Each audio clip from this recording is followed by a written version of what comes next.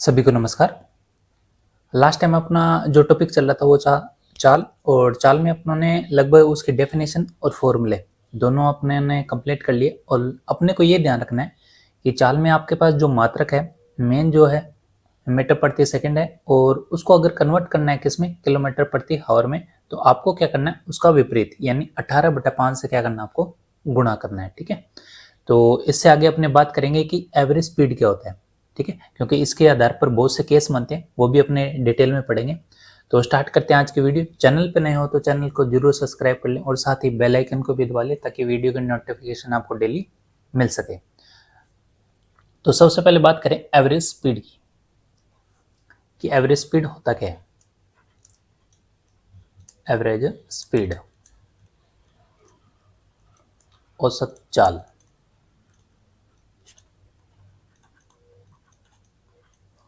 देखो यहाँ पे औसत का मतलब क्या होता है, औसत का मतलब होता है अंतराल। ठीक है, यहाँ पे जो औसत लिखा हुआ है इसका मतलब भी क्या होता है, अंतराल। अब जैसे मान लो पेपर चल रहा है, अपने कहते हैं कि 3 घंटे के अंदर पेपर करना है। ठीक है, वो क्या है, अंतराल। यानी आपको कितना टाइम पीरियड दे दिया, 3 घंटे, यानी वो वही क्या खिलाएगा, अंतराल। ठीक है, तो औसत का मतलब क्या होता है, अंतराल। और यहाँ पे चाल है यानी किसका अंतराल होगा, यहाँ पे स्पीड का। तो यहाँ पे एक चीज अपने को ध्यान रखनी है कि इसका जो फॉर्मूला है, देखो आपको चाल का तो फॉर्मूला पता है, क्या होता है चाल का, दूरी बटा समय। दूरी बटा समय, बट यहाँ पे क्या लिखा हुआ है, औसत। तो आप क्या लगा, औसत। औसत चाल, तो दूरी आ जाएगी यहाँ पे कुल दूरी, और यहाँ पे भी क्या आ जाएगा, कुल समय। ठीक है, अब यहाँ पे इसका मतलब क्या हुआ, दूरी का मतलब ये हो गया कि आपको क्या होगा, जो भी आप यात्रा कर रहे हो उसको टुकड़ों में बांट दिया। टुकड़ों में कैसे, जैसे दूरी को यहाँ पे लिख दिया d1 plus d2 plus d3, और ऐसे ये चलता जाएगा। ठीक है, इसी तरह टाइम को भी, यानी जो पहला जो भाग यात्रा आपने किया उसमें कितना टाइम लगा, यानी t1 फिर t2 फिर t3। तो ये यहाँ पे क्या मान गया, फॉर्मूला किसका, एवरेज स्पीड का। ठीक है, एवरेज स्पीड को यहाँ से लिखते हैं v एवरेज। ठीक है, ये ध्यान रखना है। तो इसको इसे डिनोट करते हैं, और ये आपके पास क्या है, फॉर्मूला। तो यहाँ पे अपने को ये ध्यान रखना था कि औसत का मतलब क्या होता है और औसत चाल के लिए फॉर्मूला क्या है। तो ध्यान रखना, जो भी आपके पास यहाँ पे d1 d2 d3 लिखा हुआ है, 1 2 3, ये क्या है, यात्राओं के भाग है। ठीक है, अब इसके आधार पर दो केस बनते हैं आपके पास, यहाँ से क्वेश्चन जो बनेंगे आपके पास। तो एक तो अपनों ने लिखा वी एवरेज का था, तो इसके आधार पर एक तो बात करते हैं अपने केस की, केस फर्स्ट, और एक बनता है केस सेकंड। केस फर्स्ट में क्या होता है, मान लो आपको दूरी ना दे, दूरी की जगह क्या दे दे आपको, एक तो दे दे चाल और एक क्या दे दे, टाइम। ठीक है, तो यहाँ पे ध्यान रखो, दूरी के स्थान पर क्या दे दे,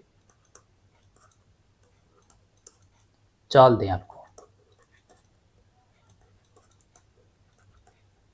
तब क्या करें अपने, ठीक है, तो यहाँ पे अपने फॉर्मूला लिख लेते हैं जो आपके पास है।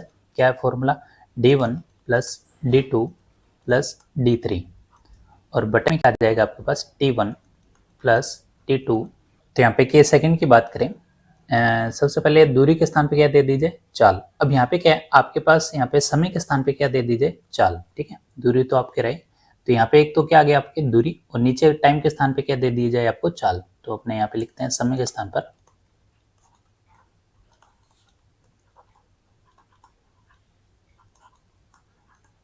समय के स्थान पर क्या दे दिया जाए, चाल। अब ये चीजें यहाँ पे करने का मतलब ये है कि यहाँ से अपने पास न्यूमेरिकल क्वेश्चन बनते हैं, इसलिए अपने को ये केस ध्यान रखने हैं। ठीक है, वरना आपके पास औसत चाल का सिंपल सा फॉर्मूला यही, आपने देखा होगा मैथ में भी यही लगता है। ठीक है, और फिजिक्स में करोगे तब भी अपने पास यही फॉर्मूला है। अब यहाँ पे आपके पास, इसलिए यहाँ पे क्या केस आपको दो पार्ट में डिवाइड कर दी।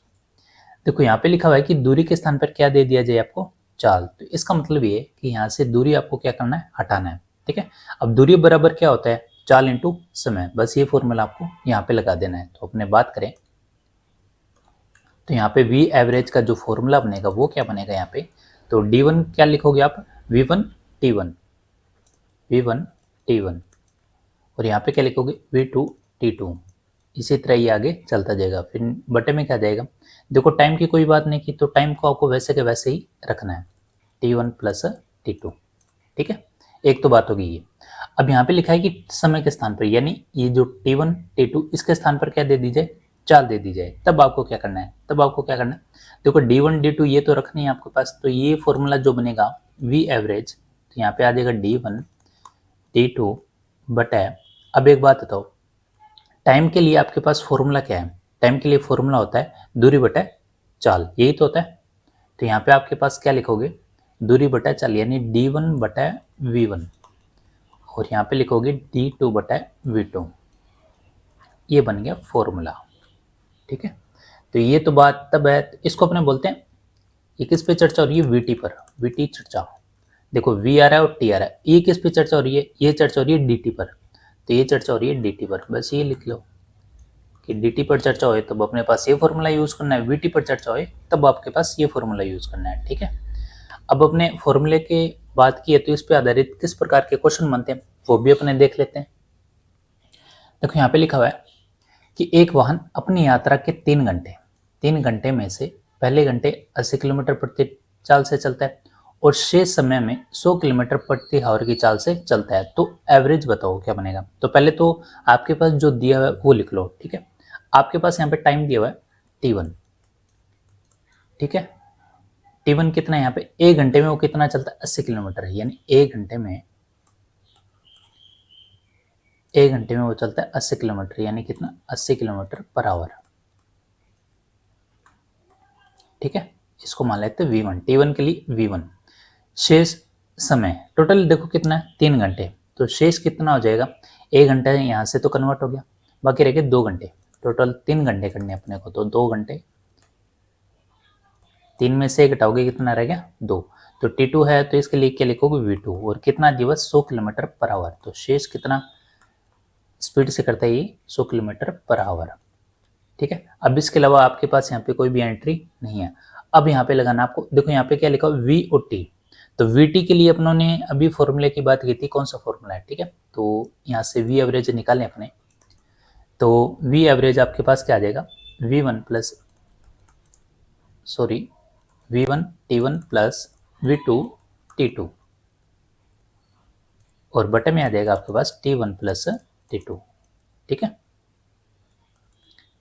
तो यहाँ से आपके पास v1 कितना है, 80, तो यहाँ पे लिख लेते हैं 80, t1 कितना है 1 प्लस v2 कितना है 100, और t2 कितना है आपके पास 2, और बटे में क्या आ जाएगा आपके पास t1 प्लस t2, यानी 3 ही लिख देता है, टोटल 3 घंटे।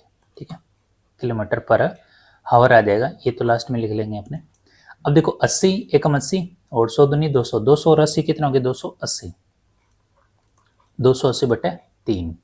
तो या तो इसको, अगर आपके पास ऑप्शन में यही दे रखा है तब तो ये सही है, नहीं तो क्या होगा, कई बार किलोमीटर पर आवर की जगह आपको क्या दे रखा होगा, किलोमीटर पर आवर की जगह आपको मीटर प्रति सेकंड भी दे रखा होगा। तो आपको क्या करना है, 280 है, 280 बटे 3, इसको गुणा करना है किससे, 5 बटे 18 से, तो आपके पास क्या आ जाएगा, ये आ जाएगा मीटर प्रति सेकंड में।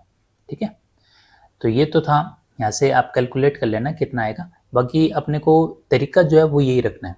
आपको देख लेना है आपके पास जो भी आपके पास एंट्री दी हुई है, यहाँ पे v1 t1, तो vt वाला फॉर्मूला लगाओ, अगर d वाला दे रखा हुआ है तो dt वाला फॉर्मूला लगाओ।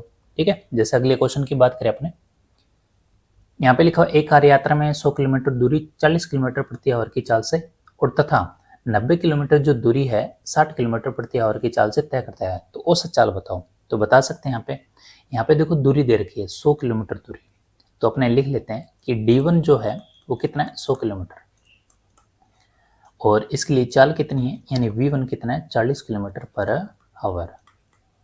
ठीक है, और इसी तरह d2 की बात करें तो d2 कितना दिया हुआ है यहाँ पे, 90 किलोमीटर, और v2 कितना आ जाएगा आपके पास, यहाँ पे कितना दिया हुआ, 60 किलोमीटर पर आवर। ठीक है, अब ये किसकी बात हो रही है, dt की, तो dt अपने पास और तो कोई तो वैल्यू है नहीं, तो अपने पास वही फॉर्मूला है। तो फॉर्मूला क्या बनेगा यहाँ पे, v average equal d1 plus d2, और बटे में क्या आ जाएगा आपके पास, d1 बटे v1, और यहाँ से आ जाएगा आपके पास d2 बटे v2। ठीक है, तो यहाँ पे d1 और D2 कितना है यहाँ पे 100 और 90, 100 प्लस 90, और यहाँ से आ जाएगा 100/40, 100/40, और ये आ जाएगा यहाँ पे 90 कितना है V2 60। ठीक है, इसको हल करें अपने 100 और ये कितना हो गया 190, 190 बटे में इसको अपने वैसे ही डिवाइड कर लें। देखो 0 से 0 कैंसिल हो गया, तो 10 में 4 का भाग दोगे तो कितना आ गया ये 2.5। ठीक है, 25 चौके 100 होता है, ये कितना आ गया 2.5, तो ये तो आ जाएगा 2.5। ठीक है, यहाँ से भी 0 0 हटा दें तो ये 6 कम 6 और 6 5 30, यानी ये हो गया 1.5। अब इनको जोड़ दें तो 190 और ये 2.5 और 1.5 कितना हो गया 4, तो 4 से यहाँ से डिवाइड कर लो तो ये आ जाएगा आपके पास 4 4 चौक 16, 4 7 28, 0 लगा और 4 5 20, और ये आ जाएगा किलोमीटर पर आवर। आप यूनिट जरूर चेक करना, किलोमीटर है इसलिए यहाँ पे किलोमीटर पर आवर ही आएगा। किलोमीटर के साथ सेकंड मत लगाना और मीटर के साथ आवर मत लगाना, क्योंकि ये यूनिट क्या होती फिक्स रहती है। ठीक है, और फिक्स भी क्यों रहती है, क्योंकि इसके पीछे रीजन है। किलोमीटर में अपने को पता है 1000 मीटर होते हैं, आवर में कितना होता है 3600 सेकेंड। ठीक है, अब उसके बाद बात करें, ये तो हो गया फॉर्मूला। अभी यहाँ पे अपनों ने बात कर ली कि dt के आधार पर किस प्रकार के क्वेश्चन पूछेगा। क्वेश्चन जो आएगा वो सिंपल ही आएगा, लेकिन अपने को ये पता होना चाहिए कि अपना जो कॉन्सेप्ट है वो क्लियर है। तो ये तो थे फॉर्मूले के बारे में कि फॉर्मूले अपने को कैसे यूज करने हैं। अब यहाँ पे एक चीज ध्यान दो, फॉर्मूले पे तो बात कर ली, अब कई बार क्या होता है कंडीशन दे देता है। वो ये कहता है कि जो आपने वीटी पे जो आपने चर्चा की है, अगर उसमें अपने टी समान कर दे। टी समान का मतलब ये है कि टाइम को क्या कर दे बराबर, यानी एक ही टाइम रख दें और स्पीड अलग अलग हो। ठीक है, यानी यहाँ पे क्या होगा T1 इक्वल हो जाएगा T2 के। ठीक है, तब क्या होगा, तब अपने पास क्या होगा, यहाँ पे आपके पास देखो, अगर यहाँ पे T1 इक्वल T2 है, यानी T1 और यहाँ पे भी T1 हो जाएगा, यहाँ पे भी T1 T1, तो T1 तो कॉमन आ जाएगा, तो कॉमन आ जाएगा, T1 से T1 कैंसिल हो जाएगा। नीचे देखो 1 और 1 कितना रह गया 2, तो V1 प्लस V2 बटा क्या आ जाएगा 2, तो यहाँ से आपके पास V एवरेज जो आएगा क्या आएगा V1 V2 बटा 2। ठीक है, इसी तरह अगर मान लो 3 होता, जैसे आगे चलता ही जाता है, V1 plus V2 plus V3 और बटे में क्या था 3, क्योंकि 1 प्लस 1 कितना हो जाता 3। ठीक है, इसी तरह 3 के लिए हो जाता। अब यहाँ पे बात करें अपने V एवरेज, इसमें भी अगर यही कंडीशन रखे कि आपके पास क्या हो जाए, यहाँ पे दूरी क्या हो जाए बराबर। यहाँ पे अपनों ने क्या रखा था कि टाइम बराबर हो जाए, यहाँ पे अपन ने क्या करते हैं कि दूरी को क्या कर देते हैं समान, यानी दूरी फिक्स कर देते हैं अपने, अलग अलग नहीं करते अपने। यानी यहाँ पे आपके पास D1 इक्वल कर देते हैं D2 के, तब आपके पास क्या बनेगा, तो देखो यहाँ पे D1 और D2 यानी D1 प्लस D1, तो यहाँ से D1 कॉमन आ जाएगा, यहाँ से भी D1 कॉमन आ जाएगा, D1 से D1 क्या हो जाएगा कैंसिल, ऊपर देखो 1 प्लस 1 कितना रह गया 2, तो यहाँ पे V एवरेज क्या बन जाएगा आपके पास 1 प्लस 1 2 बटा 1 बटा V1 प्लस 1 बटा V2, ये फॉर्मूला बन जाएगा। ठीक है, जिसको अपने इसको लिखते कैसे 2V1 V2 बटा आपके पास आ जाएगा V1 प्लस V2, यही तो आएगा। ठीक है, ये फॉर्मूला सेम टू सेम कहाँ पे मिलता है, मैथ में। मैथ में भी यही मिलता है कि आपके पास अगर दूरी इक्वल हो तो क्या फॉर्मूला होगा, वो यही फॉर्मूला है। तो जो भी अपने चाल वाला कॉन्सेप्ट पढ़ रहे हैं, ये सारा मैथ वाले फॉर्मूले हैं। बाकी इसमें अपने को कंडीशन जरूर ध्यान रखनी है, बस फिजिक्स में अपने को यही ध्यान रखना था। तो ये तो था कि इसमें जो 2 केस है उसको अपनों को किस हिसाब से सॉल्व करना था, वो आपको क्लियर कर ही दिया। आपको एक फॉर्मूला ध्यान रखना वी एवरेज का, वी एवरेज का ध्यान रखोगे तो वीटी पे चर्चा ध्यान रख लो, वीटी पे ध्यान रखोगे तो डीटी पे चर्चा ध्यान रख लो। और क्वेश्चन में डरने की जरूरत है नहीं, वहां से देख लो, वीटी दिया हुआ तो वीटी का फॉर्मूला लगा दो, डीटी दिया हुआ तो डीटी का फॉर्मूला लगा दो। ठीक है, अब अपने बात करते हैं आगे instant speed. Instant speed Hindi में बोलते हैं इसको ताक्षणिक, ताक्षणिक चाल। ठीक है, अब इंस्टेंट का मतलब क्या होता है, अगर अपने को इनके मतलब पता हो जाए तो अब तो कोई परेशानी नहीं, अपने आराम से कर पाएंगे। देखो औसत चाल का अपनों ने पढ़ के आए हैं कि औसत चाल का मतलब ये होता है कि अंतराल। ठीक है, ताक्षणिक का मतलब क्या होता है कि उस मौके पे आपके पास चाल कितनी थी। जैसे मैं एग्जांपल देता हूँ, यहाँ पे एक तो ध्यान रखो इसमें अंतराल नहीं होता, अंतराल नहीं होता।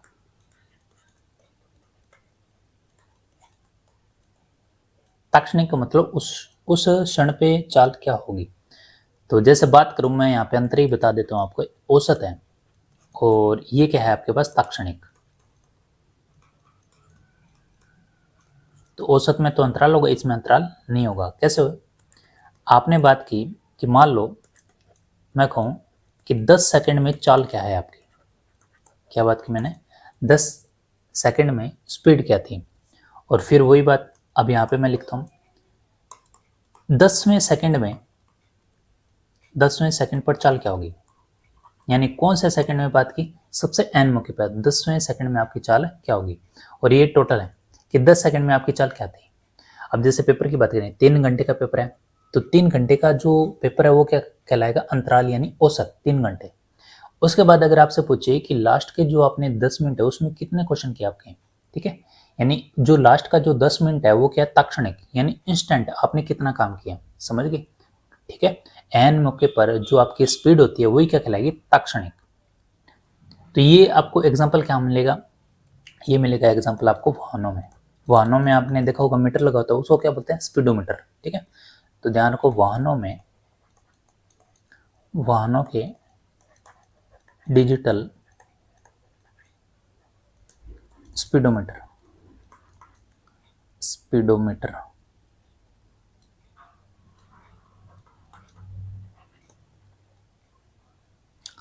तो ये किस में आ जाएगा, ताक्षणिक चाल में। क्यों आ जाएगा, देखो आप अगर 1 घंटा बाइक चला रहे हो और उसमें ऐसा भी नहीं है कि आप रूटीन से एक ही स्पीड पे चलोगे, ब्रेक भी लगाओगे, गियर भी दबाओगे, सब कुछ करोगे, लेकिन उसमें आपके पास क्या हो जाएगा, हर 1 मिनट बाद आपके पास क्या होगा, जो आपकी स्पीड है वो चेंज होती रहेगी। अगर आप हाईवे पे हो, चलो वो अलग बात है कि आप 40 या 50 की स्पीड से जा रहे हो, लेकिन आप मार्केट में हो, कहीं हो, तो बीच बीच में आपके पास जो ताक्षणिक चाल है वो चेंज होती रहेगी। क्यों? क्योंकि वहाँ पे स्पीड आपकी कभी ज़्यादा कभी कम, कभी ज़्यादा कभी कम ये हो सकती है, और कहीं कहीं तो बंद ही हो जाएगी, ठीक है। तो ये तो बात होगी कि ताक्षणिक चाल क्या होता है। अब जैसे एक और एग्जांपल की बात करें, जैसे मान लो बॉल फेंकी आपने ऊपर, अब जैसे ही आपने ऊपर बॉल फेंकी तो एक टाइम ऐसा आएगा कि जहाँ पे बॉल आपकी एक क्षण के लिए रुकेगी तो वहाँ पे उसकी स्पीड क्या होगी, 0, और वहां से फिर नीचे आएगी धरती पे, ठीक है, फिर स्पीड हो जाएगी। तो यही चीज है, अपने को ध्यान रखना है कि आपके पास ताक्षणिक का मतलब होता है ऐसे क्षण जहाँ पे आपकी चाल कैलकुलेट हो सके, ठीक है, एवरेज पे बात नहीं करनी। ये तो बात होगी ताक्षणिक चाल की। अब इसके आधार पर अपने ग्राफ कैलकुलेट करेंगे। तो यहाँ पे ग्राफ के आधार पर अपने बात करें, दूरी समय ग्राफ, जिसको अपने बोलते परिवर्तन वक्र, चेंज करो। तो दूरी समय ग्राफ में क्या है कि आपके पास ये ग्राफ तो है ही, तो यहाँ पे आपके पास दूरी और यहाँ पे क्या है, समय। और यहाँ पे मैं 2 स्लोप बना देता हूँ, एक तो स्लोप आपके पास ये और एक स्लोप ये। इसको मैं लिख रहा हूँ यहाँ पे कार 1 यानी कार ए, और ये है आपके पास कार बी। अब ये लिखने का मतलब ये है कि आपको यहाँ पे ये बताना है कि इसमें से कौन सी कार है जो ज़्यादा स्पीड रहेगी, इन दोनों में से किस कार की स्पीड ज़्यादा रहेगी, ठीक है। अब एक चीज़ ध्यान रखो, कार एक तो यहाँ से आपने देखा होगा बच्चे जब खेल रहे होते हैं तो जो पेड़ी होती है, पेड़ियों के साथ में जो दीवार होती है वहाँ पे एक छोटी सी कार को रखते हैं और छोड़ देते हैं और वो नीचे जाके गिरती है, ठीक है। अब मान लो वही जो दीवार है थोड़ी सी नीचे हो और मतलब यहाँ पे ढलान जो है यहाँ पे क्या हो, कम हो, ठीक है। ये तो मान लो ये है, यहाँ से कार छोड़ी तो नीचे चलेगी, यहाँ पे भी कार छोड़ी तो भी नीचे चली। अब इन दोनों में से स्पीड किसकी ज़्यादा होगी, आप कहोगे जिसकी ढाल ज़्यादा है। तो इसकी ढाल देखो क्या है, ज़्यादा, तो कार 1 की जो स्पीड है वो क्या होगी, ज़्यादा, ठीक है। क्यों? क्योंकि इसमें ढाल क्या है, ज़्यादा। एक अपने कहते हैं ढाल ही क्या है, चाल है, ढाल ही क्या है, चाल है। तो ढाल ही क्या होती है, चाल है। ये तो समझ आ जाएगा। खेलते तो बहुत थे बचपन में, लेकिन ये ध्यान नहीं कि वापस पढ़ना पड़ेगा अपने को। ढाल ही क्या है, चाल है। तो यहाँ पे अपने कहेंगे ये क्या आ जाएगा आपके पास, स्लोप यानी दूरी बटा समय, और दूरी बटा समय यानी लंब बटा करण, ये भी अपनों ने बात की थी। तो ये किसको शो करेगा, टेन को, टेन थीटा, और टेन थीटा दूरी बटा समय क्या हो जाएगा, चाल। तो ये तो बात की अपनों ने, ढाल ही क्या है और ढाल को किससे शो करते हैं, 10 से, और ढाल ही क्या है, चाल है। अब यहाँ पे आपके पास किसका मान ज़्यादा है, कार ए का। क्यों ज़्यादा है, क्योंकि यहाँ पे जो ढाल है किसकी, ए की, वो क्या है ज़्यादा, किससे, ढाल 2 से, ठीक है, क्योंकि इसका जो स्लोप है वो क्या है, इसके मुकाबले क्या है, ज़्यादा।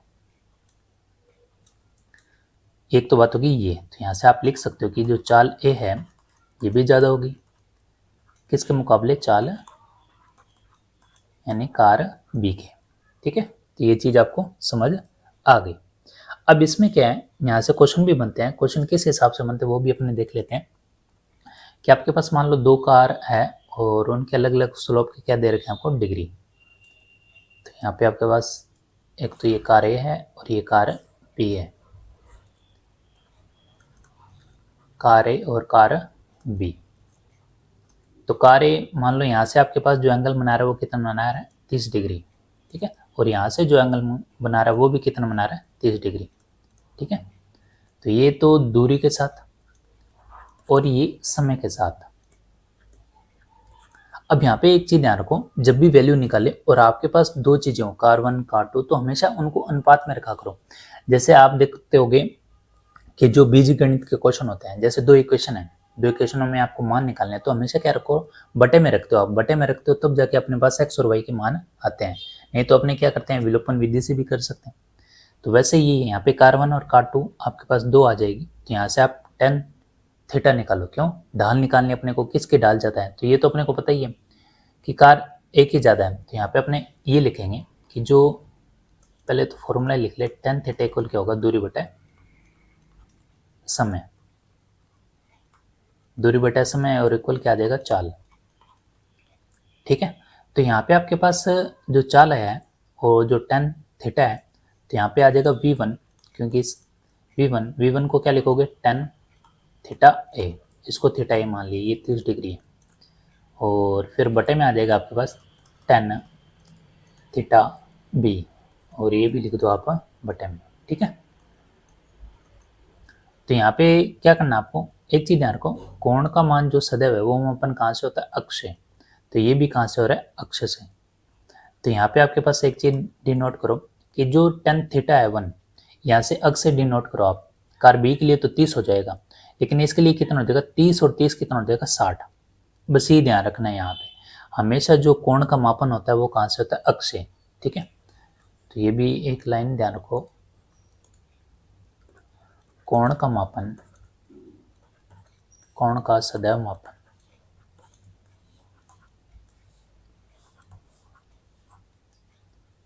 कहाँ से होता है, अक्ष से, बस ये ध्यान रखो, ठीक है। अब ये 60 क्यों है, देखो यहाँ से एंगल कैसे बनाओगे, 30 और 30 तो 60 हो गए, अपने को पता है टोटल 90 डिग्री है, 90 डिग्री है तो 30 और 30 60, और ये भी कितना हो गया, 30 ही हो गया, इसलिए यहाँ पे 60 लिखा मैंने, ठीक है। तो इसके लिए जो कोण है कितना आ जाएगा यहाँ पे, tan 60, और बी के लिए तो है ही 30 डिग्री, तो ये आ जाएगा आपके पास। तो यहाँ पे मैं बना देता हूँ, ये कितना डिग्री है, 60, तो यहाँ पे आ जाएगा आपके पास tan 30 डिग्री। तो यहाँ पे tan 60 का मान कितना होगा, tan 60 का मान हम लोगों ने पढ़ा है √3, और tan 30 का कितना होता है, 1/√3। तो यहाँ से √3 ऊपर आ जाएगा, √3 को √3 से गुना करोगे कितना आएगा, 3, और बटे में 1। तो इसका मतलब जो आपके पास स्पीड कार ए की और स्पीड कार 2 की, इन दोनों का अनुपात कितना आएगा, 3:1।